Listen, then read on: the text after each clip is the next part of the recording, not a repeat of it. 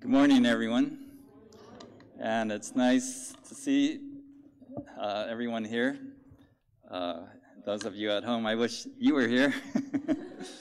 But actually, well, today we are observing a Japan reunion, or Japan tour reunion. So many of the people, I don't know if everyone is here, but many of the people who participated in that tour in April have come here today. And there were about 40 people altogether from the North America district who went on the tour to Kyoto. And they included people from California, Illinois, and Florida. Those were the states that I counted. And there was also a separate group that had their own tour from the Hawaii district, and a group from the Brazil district, and of course people from all over Japan. And we went to Japan to observe the 850th anniversary of Shinran Shonin's birthday and the 800th anniversary of the founding of Jodo Shinshu. I thought it would be fun and more interesting to look at some pictures, and so I could share some of the experiences that we had for those of you who didn't go, and for those who went, we can relive some of the memories. And I have to warn you that these pictures are not in chronological order because I put them in the order of Shinran's life story. And also I used a few pictures, supplementary pictures that I didn't take on the tour, but which helps explain where we went and what we did. So if we could switch to the slides. Those are not my slides.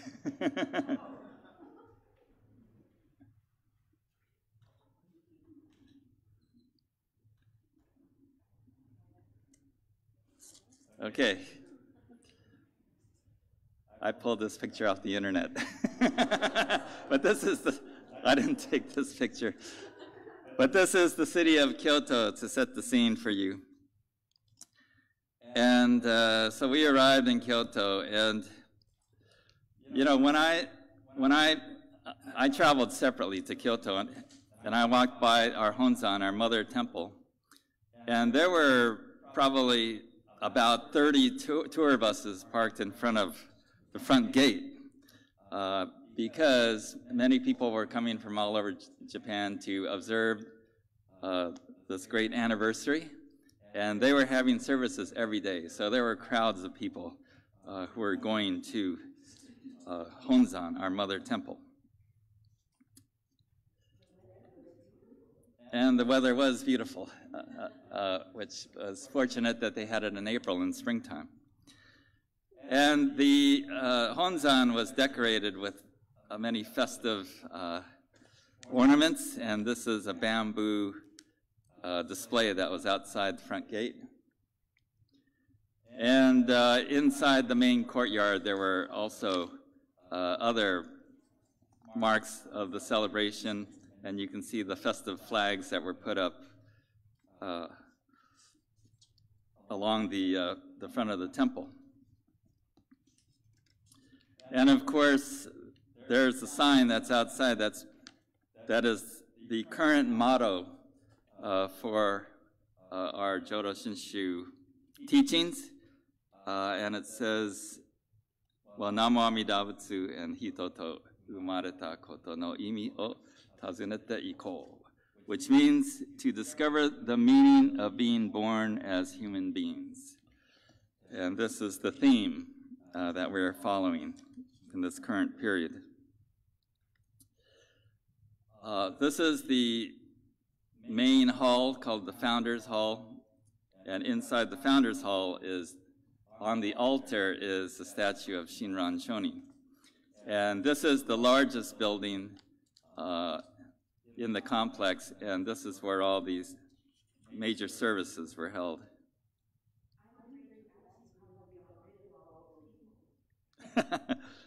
Well, actually, they were all inside. A few blocks away from Honzan is a Higashi Honganji Japanese garden. And so one day we walked over there, and I highly recommend, if you do visit Honzan, to not forget to visit the garden, because it's close by. And it's at least a city block large, and very nice. And it was established in, let's see, the 17th century, which was still the Tokugawa era. And so the shogun, Tokugawa Iemitsu, donated 8 acres of land to Higashi Honganji, and which allowed the temple to establish this park.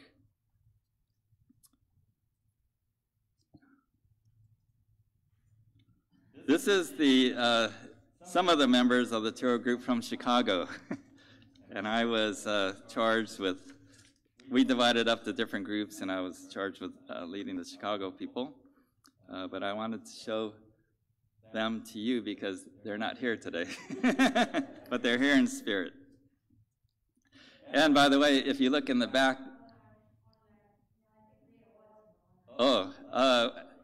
yeah. Hello, Chicago. And this is in front of Honzan, along Karasuma Boulevard there. And you can see there are food trucks in front of Honzan. So even in Japan, there are food trucks. And this is most of our group. We posed there during the first day or two. One of the treats that we were given was to see a performance of rakugo. And rakugo is a traditional form of Japanese storytelling. And usually it's humorous and entertaining. And these days it's not connected with Buddhism, but it's just done as a form of folk entertainment. And the characteristic of rakugo is that it uses language to crack jokes and to provide humor, but the language, the humor comes in the form of dialect.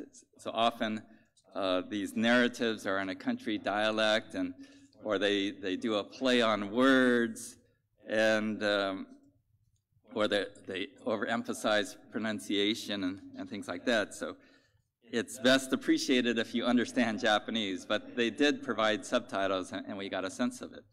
And Dr. Mark Blum at UC Berkeley has it on his plate to study rakugo and its influence on Jodo Shinshu Buddhism more, because back in for example, during Renyo's time, the priest, when they gave Dharma talks, they spoke in this kind of way. And so their talks were very entertaining and interesting, and it attracted a lot of people, unlike our talks. Unlike our talks today. So maybe we have to learn from rakugo. And by the way, Dr. Blum he has been playing with the idea of bringing rakugo performers over here, and he wants to feature them for American audiences, but he told me that he didn't know how it would play here because it's so attached to the language. There was a Kikyoshiki ceremony, which is a Buddhist name ceremony, held inside that main founders hall. And so we attended that, and some of our tour group participants also participated in that ceremony and received their Buddhist names. And I snapped this picture, and then the person in front of me took out their cell phone, and then some attendant ran up and said, "No pictures, no pictures." So you're seeing this covertly taking picture. So it's rare. Okay. And here's the group who received their Buddhist name, and some of you are here today. Okay. We also gathered together with the other foreign district tour groups, so people from Hawaii and Brazil, as well as the North America district. And we were able to meet the abbot there, Choyu Otani, as well as his son, the overseas district abbot, Yul Otani. And typically in Japanese style, they came in with their handlers, all very formal, and they gave a very formal speech. And we sat there and quietly listened, and then Abbot Otani, being from Brazil and being more probably Brazilian than Japanese, afterwards he came up and said, "Hey, good to see you," and he's shaking hands and hugging people, and his son was milling about through the crowd too. So it was nice to see them, and as well as Reverend Professor Harry Higashi, who you see to my left, and in the center is Osamu, Wataru Higashi, who is the head administrator of Higashi Honganji. So very prestigious family, and their father was also the head administrator, Reverend Tatsuru Higoshi. And Reverend Tatsuru Higoshi was the minister in Berkeley from 1957 to 1960, early 60s or so. And he was my first minister in Berkeley when I was a child. And Wataru was there. He's a year older than I am, so I remember him as a child and playing with him. And then Harry is, he was only recently born, and he was born in Berkeley. So both of their English ability are very good. Okay, and there's Abbot Otani. And our overseas district abbot, Yul Otani, and his wife. So it's a treat to get to meet her. Okay, one of the places that we visited in Kyoto, and we went to different places in Kyoto connected with Shinran Shonin's life and Jodo Shinshu history. This place was in the south part of the city, and this place is seen as the birthplace of Shinran. Of course, his name wasn't Shinran, but he was part of the Hino family. And actually, it's not entirely confirmed that this was his birthplace, but this is the place where it was thought that his family lived and where he was born, and Nishi Honganji built a temple to honor this place.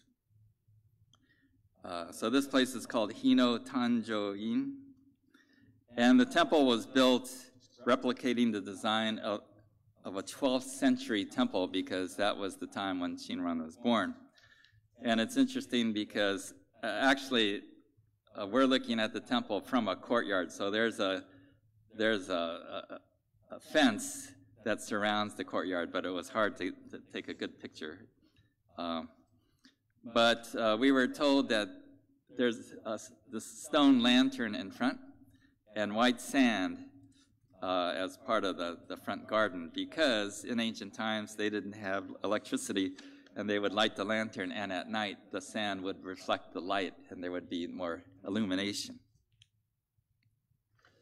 Okay.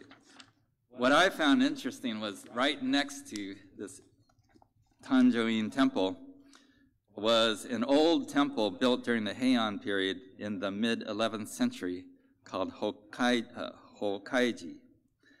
And it's notable because it has a thatched straw roof, which I immediately thought of the fire danger. And so we were able to go inside, but unfortunately, no pictures were allowed. But I found a picture that kind of looks like what I remember was inside the temple. So I want to show you, give you a feeling of what's inside the temple. And there's a large Buddhist statue, right, inside the temple. And we had to wait because there was another group visiting inside the temple. So our little group, and it wasn't even all 40 people. I mean, our tour group split up into separate tour buses, so it's just our bus. But we had to wait until this other group, which wasn't that large, had come out, which shows you the lack of space inside. Because these old Buddhist temples, the Buddha took up most of the space of the temple, whereas in Jodo Shinshu temples, the people take up most of the space and the Buddha is smaller, which shows you that Jodo Shinshu is the people's Buddhism. Whereas in ancient times, the temple was for priests and nuns. Okay. We also visited the place where Shinran was first ordained as a 9-year-old child, called Shonin, and so this is on the eastern side of the city. And there are other famous historical sites, just all within walking distance. So at Shonin, this is where Shinran was brought at nighttime and was refused entry, and then he recited some words about falling cherry blossoms and the impermanence of life, and the abbot decided to give Shinran his ordination at this place. And the temple building itself, well, it's not the original location, and there's no remarkable temple there. It looks more like a housing.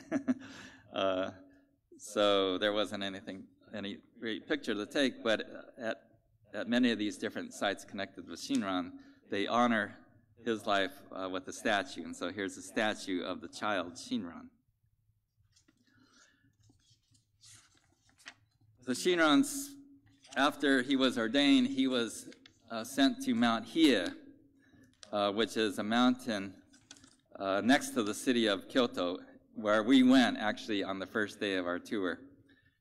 And when we reached the top, it was a foggy day and kind of chilly, but it gave it an air of kind of mystery and adventure, and we walked around.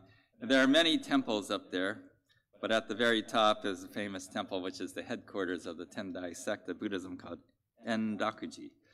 But this is where Shinran spent 20 years of his life, and he lived as a monk, and he followed strict disciplines, and he engaged in many years of study. And there's a sign up there on Mount Hiei, even though Shinran is not a Tendai priest, they honor him with this story. And this is one of the folk tales that are connected with Shinran's life, and it said that, I may not get this story correct, so excuse me, Reverend Hasagawa, because he's very accurate with his research, but the story goes something like that Shinran wanted to sneak away one day, and so at mealtime he put out a wooden statue of himself, and no one noticed or something. I don't know. Okay, and then there are other statues of famous people there. For example, the person on the second from the right is Shinran Shonin, who was also trained at Mount Hiei. And there are other famous statues, and to Honen's left is Shinran. Okay, and this is our tour group when we visited Mount Hiei. Okay. But Shinran left Mount Hiei at the age of 29 because he was frustrated and he felt that he needed something more from his path. And so he went down to the city of Kyoto to this temple called Rokkakudo.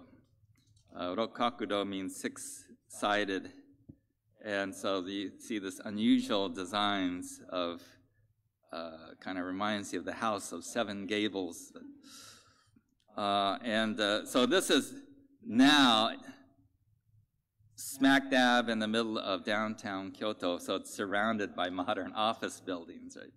It's unusual there. And this is a famous temple that was built,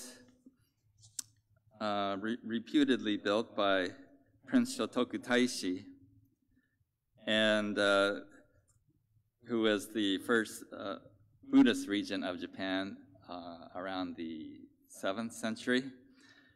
And here, Shinran went on a 100-day pilgrimage where he visited temple every day, and he spent all his time in front of the altar. But on the 95th day, he had a dream in which he dreamed that Prince Shotoku, who transformed himself into a woman, and who said that, "I will help you." Afterwards, Shinran left this place and went to the east side of Kyoto City and met Shinran Shonin. So again, pictures were not allowed of the altar of this, but on the altar is Kannon Bosatsu, the Bodhisattva of compassion. And it looks something like this. So this is not what's in there, but this is Kannon, okay? And this is an old statue, so. And in fact, that statue is kind of partially hidden. It's kind of hard to see from the outside. Okay. And then there's a statue of Shinran at Rokkakudo. Okay, so Shinran went to Yoshimizu, which is this, they say that, where Honen had a hut. So this is the side of the hut. And this is actually in the backyard of a small cabin-like temple. It's old and really nothing to see, but in the back is this marking, which is the site where Honen stayed and where presumably Shinran met Honen and studied with Honen. Now, if you notice, to the right is a very tall tree, maybe a pine tree, and which this is the top part of it. So there's another legend that's attached to Shinran's life, and they say that Shinran left his walking stick at this place and it grew into this tall tree. So stories of the supernatural.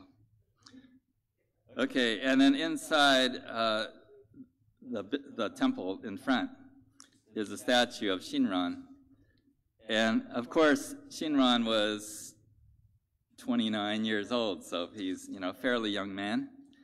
And so this shows Shinran as a sturdy young man with thick legs, right, and strong feet. So we were invited to rub his feet, and then we ourselves would have strong legs. Okay, and so nearby is the temple of Chion-in, which is the temple devoted to Honen's teachings, founded by Honen's disciples. So this is the headquarters for Jodo-shu Buddhism. And this is their main temple. And you can tell it's not Higashi Honganji because there's a different crest on the front flags. Okay, and also within walking distance is a small, very unassuming temple called Anyoji. And this is the place where,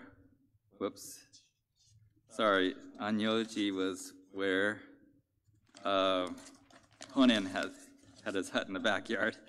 But this place is called Sotain. And this is the place, if you remember the story of Shinran's life, where after Shinran passed away, his daughter interred his ashes in a little building, which is like a mausoleum. And then that building eventually became a temple. And then that's the origin of our Honganji temple. So this is the place where Kakushini, Shinran's daughter, first established that mausoleum. And so then it became a temple, and a Honganji temple, and this is the place where Renyo Shonin was born. Oops. Did I get the wrong button here? Okay. Okay, now my cursor isn't working. How come? Frozen. Sorry, let me close that. Uh-oh, it's frozen. How come? Don't tell me I have to reboot. Oh, okay, all right, here we go. Whoa.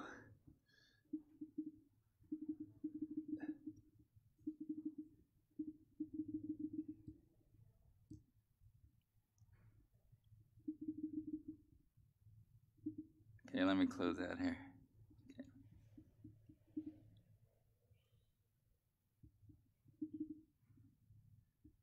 Okay. All right.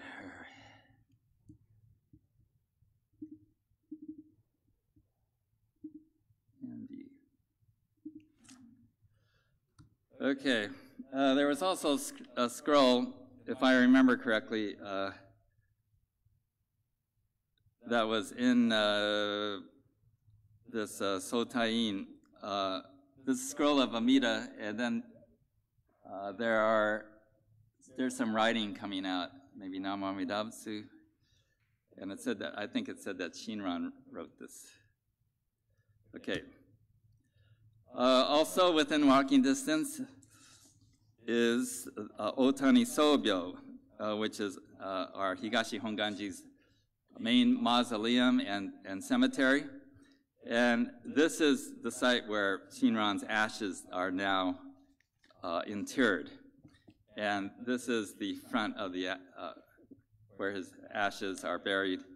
And so right behind it are his ashes. And I was wondering, because Nishi Honganji also has a place where Shinran is buried, so how can Shinran be buried in two different places?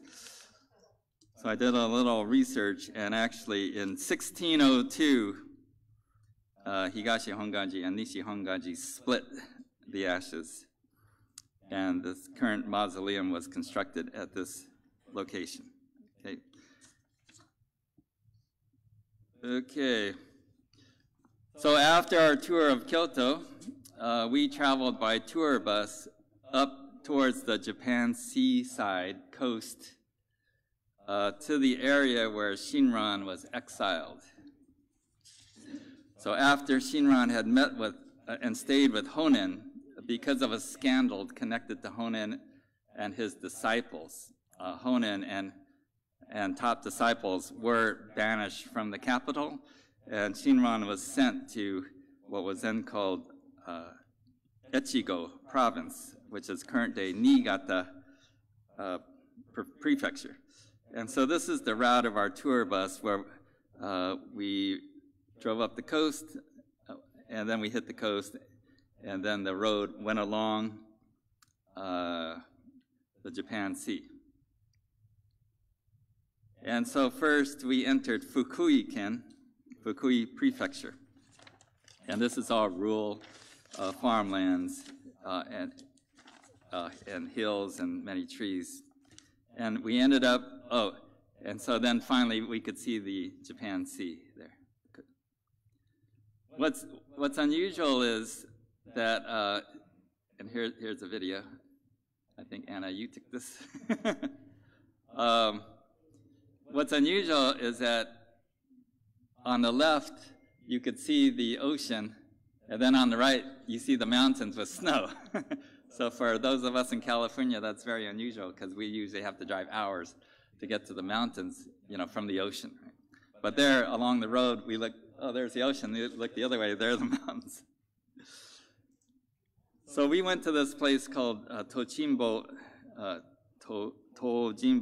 Cliffs, which is a famous tourist destination. But there are Buddhist stories connected with this place. Legends, for example, one legend that says that there was a corrupt priest in the area that villagers got tired of, and so they threw him into the water. And then there's another legend that a monk fell in love with a princess, but a rival pushed the monk off the cliff and into the water, and then that monk's vengeful ghost haunted the shores by stirring vicious waves, wind, and rain, until a memorial service was held for him, which quieted the storms. Okay, and I wanted to show you this. It's kind of like, because it says, Ika Sumi Buraku, which is black squid ink ice cream. And here, you could see the little squids coming out of the ice cream to show you what it tastes like. I guess I didn't have it. Did any of you? You could tell us about it later. Okay, so we were headed towards Yoshizaki, which is a famous temple established by Shinran Shonin. And Renyo had to flee Kyoto because the Honganji temple was burned down by monks from Mount Hiei because of a conflict. And so he fled Kyoto and he wandered around the countryside until he came and settled in Yoshizaki. So consequently, he built a temple on top of a hill. And you can see the hill is surrounded by water. So it made for a natural fortress. And then just below the hill, a village came to be after the temple was established because many Jodo Shinshu followers flocked to this area, and it became a thriving town. So we pulled up to the parking lot, and Yoshizaki has become a tourist site unto itself. And so there's a snack bar there. This is the parking lot. There are many cars and tour buses, and these motorcycles are there. And then, in order for us to walk to the Higashi Honganji temple, we had to pass by these food booths. And there's a souvenir store nearby that the local area just had opened. Okay. So this is the Nishi Honganji Betsuin temple, which is there at the foot of the hill. And they built this to honor Yoshizaki and Shinran Shonin. And right next to it, they probably share a fence, is the Higashi Honganji Betsuin. Okay. And so then we walked up the hill. And so during this time when Renyo established Yoshizaki, it was a very tense time in Japan. It was still a time when warlords were fighting each other, but it was also a time when Jodo Shinshu groups were rising up against local authorities for unfair taxation and oppression. And one of the areas one of the biggest uprisings occurred near Yoshizaki in the neighboring province. So this is called the Iko Iki, or the People of One Faith uprising. And in that neighboring province, these villagers, farmers, peasants, they were so strong that they actually defeated the authorities and took over governance of the province. So this was a problem, and this was one of the things that Renyo had to deal with, and which is why he built the temple like a fortress. There's no temple there now. The temple was actually burned down after a few years. So that at the top of the hill, it's now a public park, and so you could walk through it. There, cherry blossoms are blooming. But in the middle of the park is a large statue of Shinran Shonin. So what's interesting about Renyo in Yoshizaki is he wrote about half his letters to followers at Yoshizaki. You know, those letters include white ashes, which we read at services here, and other letters. And, you know, many of the letters deal with women, and Renyo was particularly attuned to the plight of women because they were oppressed and they were considered lower on the hierarchy in society, and they were also kind of shortchanged in terms of spirituality. But Renyo emphasized how women are capable of religious salvation and coming to a spiritual awakening. And I think he was particularly attuned to the plight of women because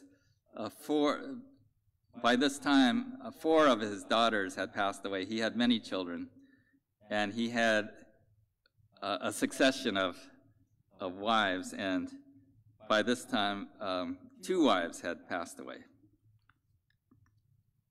So what's interesting about the statue in the park is that next to it, you see a tree, and underneath that tree is a smaller statue.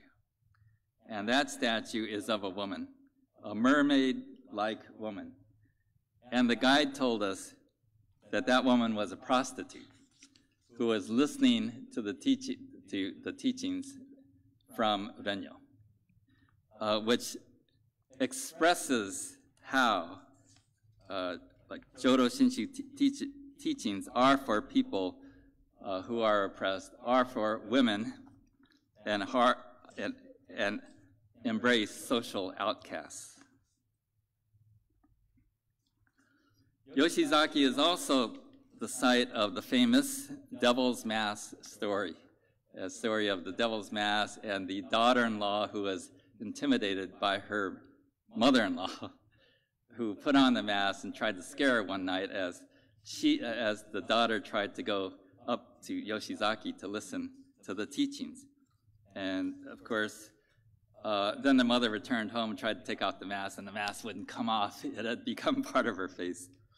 Anyway, this is a famous story that's performed in No theater and also in folktales and told in Jodo Shinshu temples because it has meaning in the Buddhist teachings.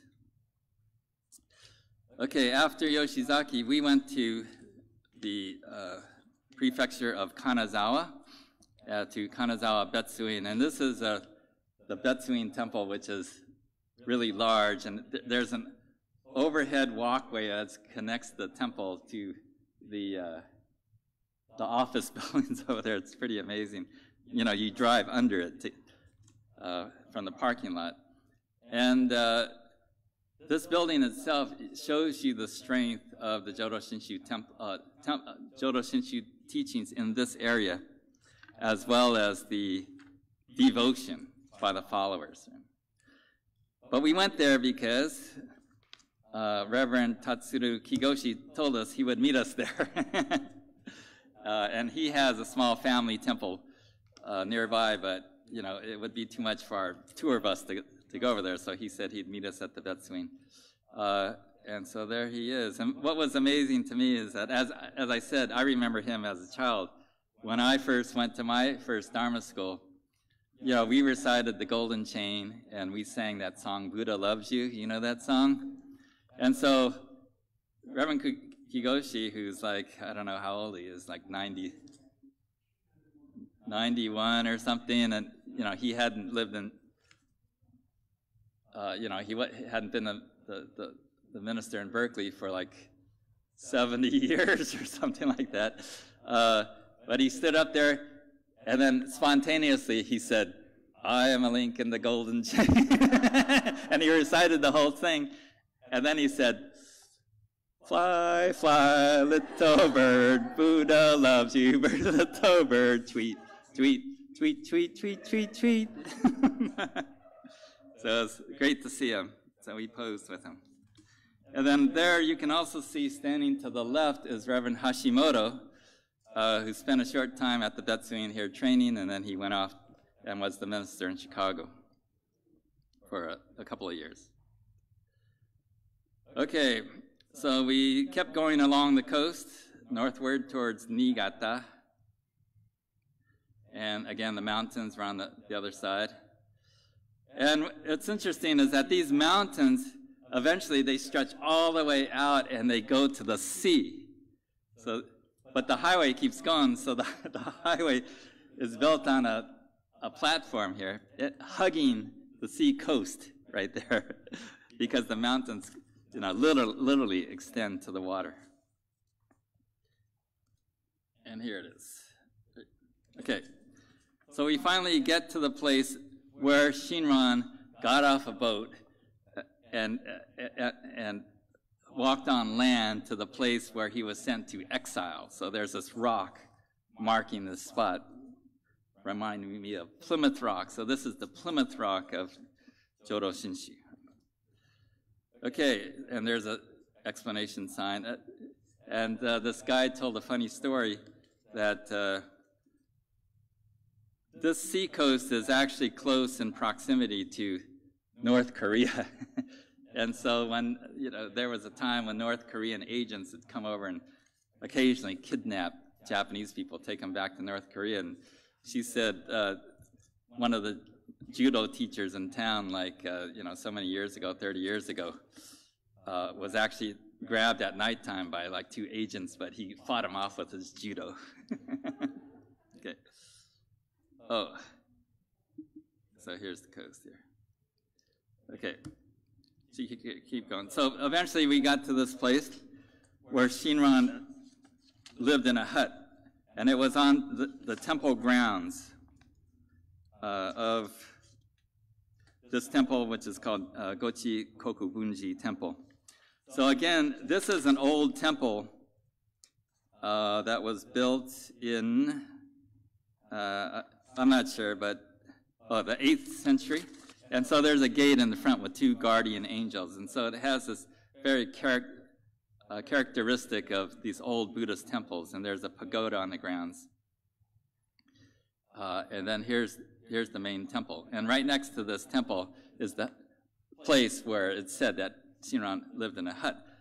And again, no pictures taken, can be taken in this. But I found some pictures on the internet. Oh, no, actually, I want to show you this picture, which I took on my trip to China, okay?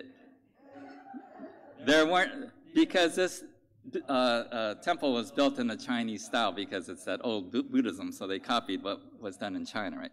So there's multiple Buddhas on the altar, okay? But there are actually 5 Buddhas on this altar near where Shinran lived. And lo and behold, I did find a picture taken surreptitiously by someone, I won't mention their names, their name, but it's here, okay? It's one on our tour. Okay, so pay attention, because you'll see cords hanging from the statues. There's 5, see, there's cords, right? Cords. Actually, each of these statues has a cord tied to it, and that they all come together. So these 5 Buddhas are Shakyamuni, the historical Buddha, Amida, our Buddha, Dainichi, the cosmic Buddha, Yakushi, the medicine Buddha, and Hosho, which is the meditation Buddha.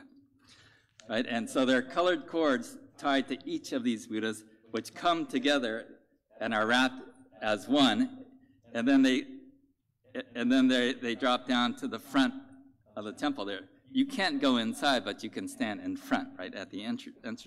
So the cord is hanging down, and then so you can tug on tug on the cord and feel some connection with the 5 Buddhas and make your donation and, you know, make your wish, I guess. But this shows you, once again, kind of the nature of this old style of Buddhism, especially in the countryside. I mean, it's mixed with a lot of superstition and you know, it's not really solving people's real problems, not your common people, at least. Okay, and so this statue was right next to that temple, honoring Shinran. There's a rock, supposedly where Shinran sat, and here's some footsteps where he walked. Okay. Eventually, Shinran moved from that place to further in the village, and there he lived with Eshini, his wife, and then eventually they established a family. And once again, Nishi Honganji built a temple there honoring Shinran. Okay. And it said that Shinran first arrived in this area with 2 disciples, so there's some statues. And then inside that temple is some pictures from Shinran's life during that period. He lived there, and so Niigata is known for its fierce winters, and snow stays on the ground like many months of the year. So it's a very difficult place to live. And so this is the altar in the temple, but what's unusual, this is a very unusual altar because the main image on the altar is Shinran Shonin in the middle here. And then you see off to the side is Amida. So this is very strange, right? Because Amida normally is the centerpiece. Right? But because this temple honors Shinran, Shinran is the center. Okay, and then later we went outside that village to a place that honors Shinran's wife, Eshini. And it's a beautiful location, and you can see the Japan Alps in the distance. But a museum was established and a small temple because it's thought that Eshini is buried in this place. According to the story, Eshini was buried in the place where this rock monument was built. And so someone found this rock monument, and so it's assumed that Eshini was buried in this place, and so they honored Eshini, Shinran's wife. And this is a popular destination for many women's groups like Fujinkai and Buddhist women, or women's Buddhist associations. And so there's Eshini, right? And this is the main altar in the temple. Okay. After that, we went to visit Reverend Koen Hosokawa, who you may know as Reverend Mishima, who served Southern California for several years. And that was when in the 1970s and 80s. And now he's this temple is his home in Niigata. And it's a really nice temple. There's Reverend Reverend Hosokawa. And he caters to a thriving Sangha. You know, this is in the countryside, so people really support the temple. There's a preschool across the street. They have a large social hall. And he invited us to write our good wishes and names on these brand new roof tiles. They're having the roof redone. And so these tiles would go on the roof.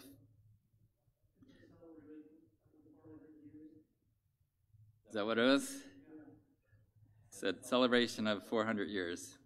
So this is their social hall, and you see the ceiling has these wood beams there. Okay, we're posing by the bell. Okay, and then after that we headed down to Nagano. Okay, the prefecture of Nagano. I always think of Nagano as kind of like Lake Tahoe because there's lots of mountains and trees, and lakes. So going to Nagano, and in Nagano City is a famous old temple called Zenkoji, built in the 7th century. This is a very famous temple, and it's overseen by Tendai priest and Jodo Shu priest. This is the main temple here. And again, because it was built so long ago, it was basically modeled after Chinese Buddhism. So there's a large metal incense burner in front. And then as you walk up these wooden steps, there's another incense burner. Okay. And lo and behold, when you enter the temple, there's a gift shop inside the temple. So I thought that just blew my mind, because the gift shop's inside the temple. It's like, what's this gift shop doing inside the temple? But they're selling good luck charms and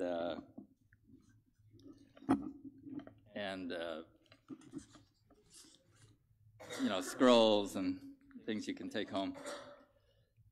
But what's characteristic about this temple is that the Buddha statue in this temple is rumored to be the first Buddhist statue in Japan that was brought over from, I'm not sure, Korea or someplace. But that statue is hidden. So this temple is known for its hidden Buddha. So we couldn't see it. In fact, the abbot can't even see it. And it's been hidden from view since 654 CE of the Common Era. So since the 7th century. And I think maybe it was attacked or something at one time, so they decided to hide it, or they don't want people to steal it. But anyway, so on the altar there's this kind of tapestry hanging, and you can't see what's behind it. Also, in this temple is a passageway. And in this passageway it's a narrow staircase which leads to a dark corridor. And you can go down there, so it's completely dark, and you have to feel your way along the walls in order to walk down this passageway. But you're supposed to look for a metal key that's hanging somewhere, and then if you can find the key, that represents the key to the Pure Land. Okay, we didn't go there. Okay, also at the entrance is a statue like this. Okay, no pictures allowed in there, but it's a statue like this. This is of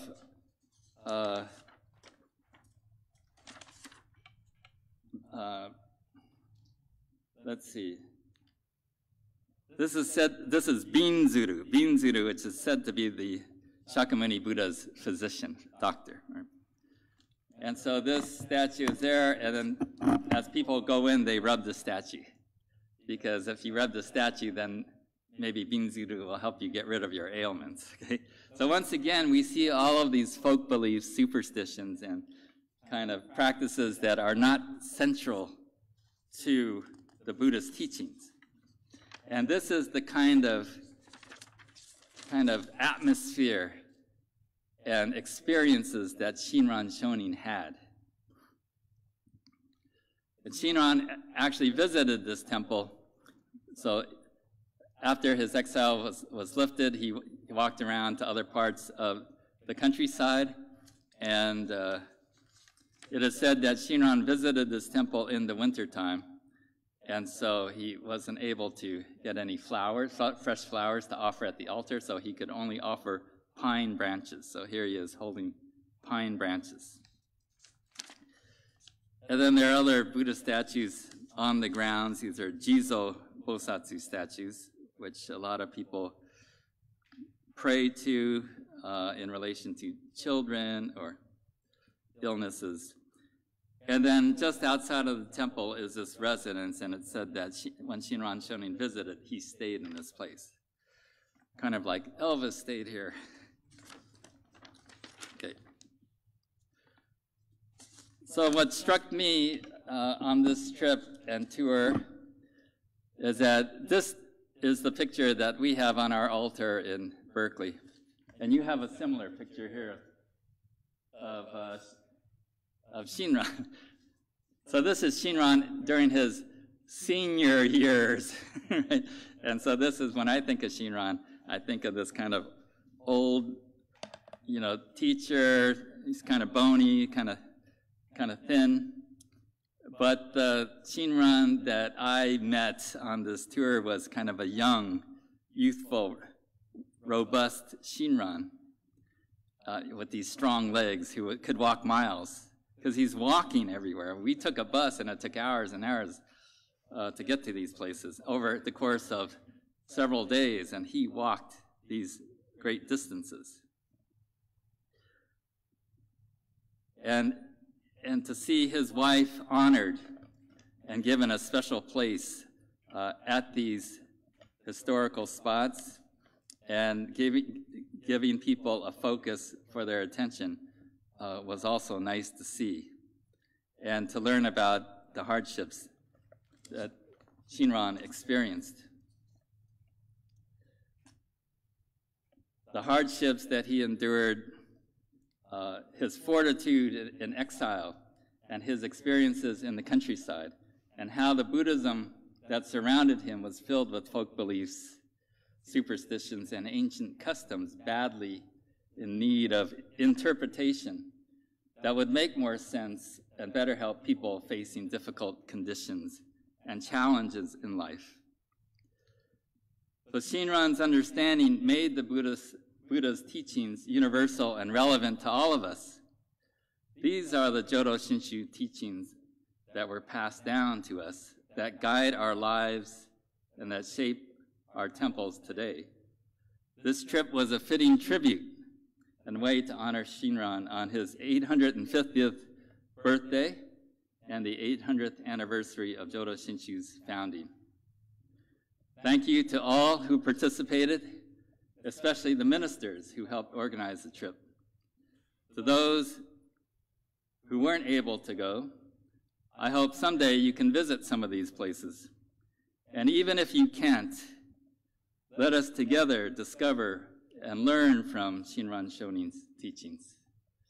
Namo Amida Butsu. Namo Amida Butsu. Thank you very much for listening.